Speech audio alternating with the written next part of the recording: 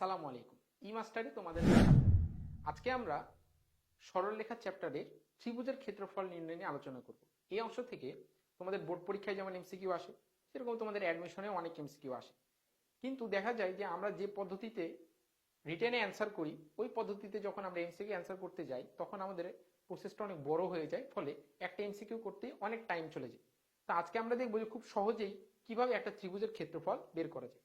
ঠিক আছে, তার আগে দেখো আমাদের বোর্ডে দুইটা ত্রিভুজ দেওয়া আছে। তার মধ্যে একটা ত্রিভুজের তিনটা শীর্ষবিন্দু দেওয়া আছে এবং আরেকটা ত্রিভুজের তিনটা শীর্ষবিন্দুর মধ্যে একটা শীর্ষবিন্দু হচ্ছে 0 0। তাহলে দুইটা ত্রিভুজের জন্য আমি যদি ক্ষেত্রফলের সূত্র লিখতে চাই, তাহলে দেখো ত্রিভুজ এবিসি, এটার জন্য ত্রিভুজের ক্ষেত্রফল হবে হচ্ছে half x1 x2 x3 y1 y2 y3 1 1 1। এবং এটার জন্য যদি আমি ত্রিভুজের ক্ষেত্রফল লিখতে চাই, তাহলে ত্রিভুজের ক্ষেত্রফল হচ্ছে ত্রিভুজ ABC equal to half of x1 y1 1 x2 y2 1 এবং 0 0 1। ঠিক আছে, দেখো তিনটা শীর্ষবিন্দুর মধ্যে একটা শীর্ষবিন্দু 0 0 থাকলে আমাদের একটা সারি উপাদান কি আসছে 0 0 1। এবং তোমরা যখন নির্ণয় চ্যাপ্টার পড়েছো, তখন কিন্তু তোমরা দেখেছো কি যে কোন একটা সারি বা কোন একটা কলামের সকল ভুক্তিগুলা যদি 0 0 1 হয়, মানে ভুক্তিগুলা যদি 0 0 1 ফরম্যাটে থাকে, তাহলে তার নির্ণয় বের করা সহজ। কারণ এখানে যখন তুমি করতে যাবা, তখন পুরোটা বিস্তার করতে গেলে একটা বড় ক্যালকুলেশন আসবে। কিন্তু এখানে যখন তুমি করবা, তুমি দেখো যে তোমার কিন্তু এই উপাদান আর এই উপাদানের জন্য বিস্তার করার প্রয়োজন নাই। কারণ এই উপাদান আর এই উপাদানের সাপেক্ষে যখন বিস্তার করবা, তখন আলটিমেটলি কি চলে আসবে, অ্যান্সার 0 চলে আসবে। তাহলে কোনটা সাপেক্ষে বিস্তার করতে হবে? শুধু শুধু এটার সাপেক্ষে বিস্তার করতে হবে। তাহলে এটার সাপেক্ষে যদি বিস্তার করি, তাহলে ত্রিভুজের ক্ষেত্রফল আসবে ত্রিভুজ A B C equal to half of x1 y2 minus x2 y1। ঠিক আছে, তার মানে ত্রিভুজের তিনটা শীর্ষবিন্দুর মধ্যে যদি একটা শীর্ষবিন্দু 0 0 থাকে, তাহলে আমাদের সূত্রটা, এটা আমরা সূত্র হিসাবে মনে রাখতে পারি। ঠিক আছে, এটা আমরা সূত্র হিসাবেও কিন্তু মনে রাখতে পারি যে ত্রিভুজের তিনটা শীর্ষবিন্দুর মধ্যে যদি একটা শীর্ষবিন্দু 0 0 হয়, তাহলে সেই ত্রিভুজের ক্ষেত্রফল হবে half of x1 y2 minus x2 y1। বুঝতে পেরেছি? তাহলে চলো, এখন সবগুলো অঙ্কে যে আমার শীর্ষবিন্দু 0 0 থাকবে, সেটা তো কোনো মানে নাই। যদি 0 0 না থাকে, তাহলে আমাদেরকে একটা শীর্ষবিন্দুকে 0 0 বানিয়ে নিতে হবে। কিভাবে বানাতে পারি সেটা একটু দেখি চলো। দেখো এখানে একটা ত্রিভুজ আমি নিয়েছি, কিন্তু এখানে এই ত্রিভুজের সবগুলো শীর্ষবিন্দু কিন্তু দেওয়া আছে, কিন্তু কোন শীর্ষবিন্দু 0 0 নয়। তাহলে আমার ইচ্ছা হলো কি, যে আমি এই বি বিন্দুটাকে 0 0 বানাতে চাই। এই বি বিন্দুটাকে 0 0 বানানো মানে আসলে কি বলতো, এই যে যে ত্রিভুজ, এই ত্রিভুজটাকে টেনে কোথায় নিয়ে আসতে হবে? এই ত্রিভুজটাকে টেনে এই যে বি বিন্দুটাকে কোথায় বসাতে হবে? 0 0 তে বসাতে হবে। ঠিক আছে, বি বিন্দুটাকে 0 0 তে বসাতে হবে। এই যে, তাহলে দেখো যখন আমি 0 0 তে বসালাম, তখন কি আমার এ বিন্দু আর এই 3 8 3 8 আছে? 3 8 কিন্তু নাই। তাহলে এ বিন্দু কিন্তু আর 3 8 এখানে নাই।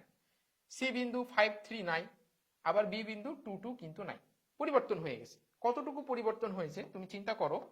যে দেখো, যখন আমি বি কে 0 0 বানালাম, এই যে বি কে যখন আমি 0 0 বানিয়েছি, 0 0 বানাতে হলে আমাকে কি করতে হয়েছে?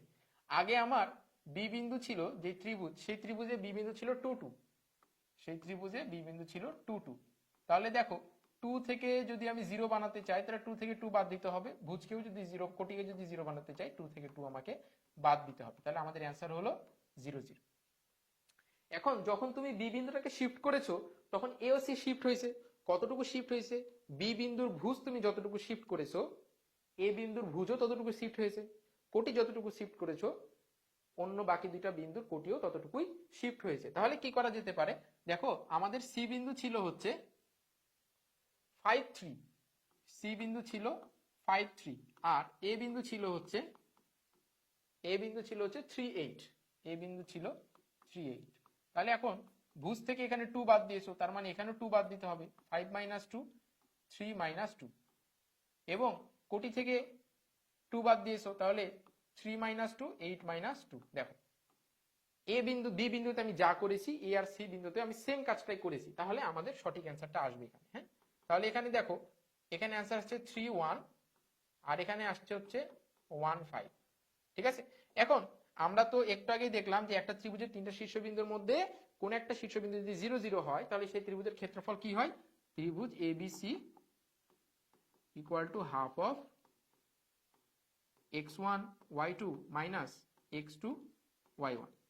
তাহলে এখন তুমি চিন্তা করো, এটা তোমার হচ্ছে x1 y1 বিন্দু, আর এটাকে চিন্তা করো, এটা হচ্ছে আমাদের x2 y2 বিন্দু। তাহলে দেখো 3 ইন্টু 5 তার মানে half of 3 into 5 minus 1 into 1 তার মানে 1 ইন্টু 1। তাহলে অ্যান্সার কি আসছে? 7 বর্গ একক।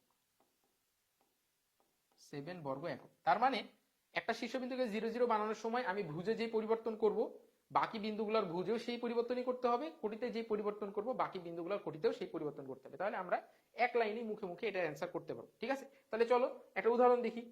তাহলে দেখো এখানে একটা এমসিকিউ কি বলছে, যে একটি ত্রিভুজের তিনটি শীর্ষবিন্দুর স্থানাঙ্ক 3 5 -3 3 -1 -1 হলে ত্রিভুজের ক্ষেত্রফল নির্ণয় করো। তাহলে আমরা যেটা শিখলাম যে তিনটা বিন্দু কি কি দেওয়া আছে, 3 5 দেওয়া আছে, তারপরে দেওয়া আছে -3 3, তারপরে দেওয়া আছে -1 -1।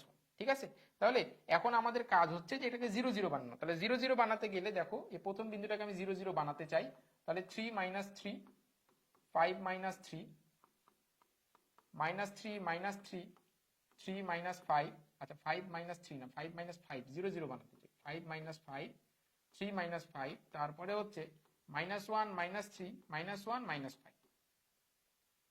ঠিক আছে, তাহলে দেখো আমি ভুজ থেকে 3 বাদ দিয়েছিলাম এখানে, এই যে দেখো 3 বাদ দিয়েছি, প্রতিটা ভুজ থেকেই 3 বাদ দিয়েছি, কোটি থেকে 5 বাদ দিয়েছি, প্রতিটা কোটি থেকেই 5 বাদ দিয়েছি। তাহলে আমাদের কিন্তু আমি কাঙ্ক্ষিত অ্যান্সারটা পেয়ে যাচ্ছি, ঠিক না? তাহলে দেখো এখানে আমাদের কিন্তু 0 0 চলে আসছে, এখানে কত আসছে -3 -3 -6 -2, এবং এখানে কত আসছে -4 -6। ঠিক আছে, -4 -6। এখন তুমি চিন্তা করো এটা x1 y1, এটা x2 y2, তাহলে আমাদের অ্যান্সার কি হবে? হাফ অফ x1 y1 তার মানে -6 -6 তার মানে 36 মাইনাস মাইনাসে প্লাস তার মানে -8 তার মানে 12 বর্গ একক। ঠিক আছে, তোমাদের অ্যান্সার কত হবে? 12 বর্গ একক। না, 36 থেকে 8 বাদ দিলে 28, 14 হবে, সরি 14 বর্গ একক। ঠিক আছে, 14 বর্গ একক। তাহলে অ্যান্সার কি হবে? অ্যান্সার হবে হচ্ছে সি নাম্বার, 14 বর্গ একক। বোঝা গেছে? যদি বুঝে দেখো তাহলে পরের একটা এমসিকিউ দেখি। দেখো এখানে কি বলছে, একটি ত্রিভুজের তিনটি শীর্ষবিন্দুর স্থানাঙ্ক এত এত এত হলে ত্রিভুজের ক্ষেত্রফল নির্ণয় করো। যদি তুমি টপিকটা বুঝে থাকো তাহলে এটার অ্যান্সার আমাদেরকে কমেন্ট বক্সে জানাও।